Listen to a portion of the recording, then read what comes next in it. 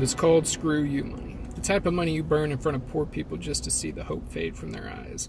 It was the type of money you used to hire the most expensive prostitutes in America, tell them to pretend to be bankers, and have them meet for lunch in Liberton in the heart of Manhattan. Each thought they were meeting a client. Both were told to never break act. I sat at the table next to theirs, twirling a stainless steel pen with the letters Goldman Sachs gilded on it. The girl, Anna, was the first to arrive. A tight black skirt hugged her figure. The skirt was short, but work-appropriate short. She was the best prostitute screw you money could buy, which meant she was the best in the world. She turned her wrist and checked a silver Rolex. It was a Daytona model. She had certainly done her research. The guy, Brandon, soon followed. He wore a navy blue suit without a single crinkle. I glanced down at his shoes. Brooks Brothers, custom made. It looked handcrafted even. A smile touched my lips as he sat down and extended his hand for a handshake. Anna, was it? Brandon said. Thanks for meeting me. My name's Brandon, VP at J.P. Morgan Chase, Housing Division. Anna returned him a firm handshake. Nice to meet you. I'm the VP at Merrill Lynch, Risk Division. Look at us. If our bosses found us here, they'd have our bonuses. She laughed and took a sip of wine. So, I was told that you had a business proposal for me?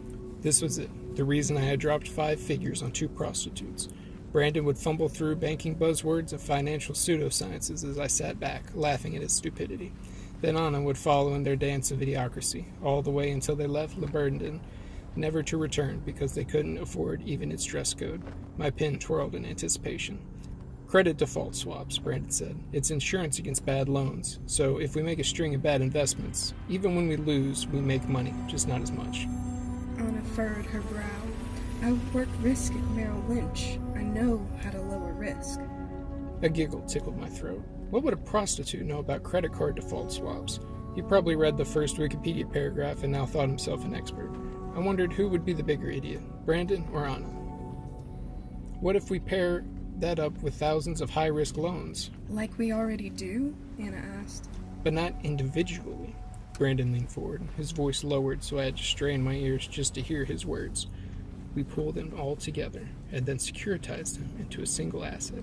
Tell me, Anna, what happens when you bundle risk? It drops, Anna said. But those have been around for a while now.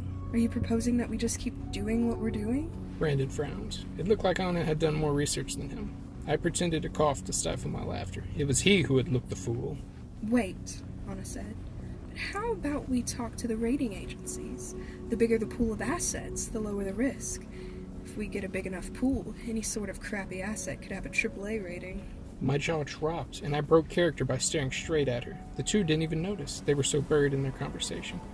We can lower it further by having it asset-backed, like a car loan, Brandon said, his voice rising with its excitement. Like a mortgage, Anna said. We can sell janitors million-dollar houses on loans they'll never pay off, pull all those loans together, then sell them off as AAA asset before they crash and burn. My fingers trembled, but not with the same excitement I had purchased. They were right. Banks could securitize all these crappy mortgages and their value would rise because the ratings would, even though the risk technically stayed exactly the same. My pen dropped to the napkin in front of me, and I wrote a single phrase into it before slipping it into my pocket and leaving. Subprime mortgages.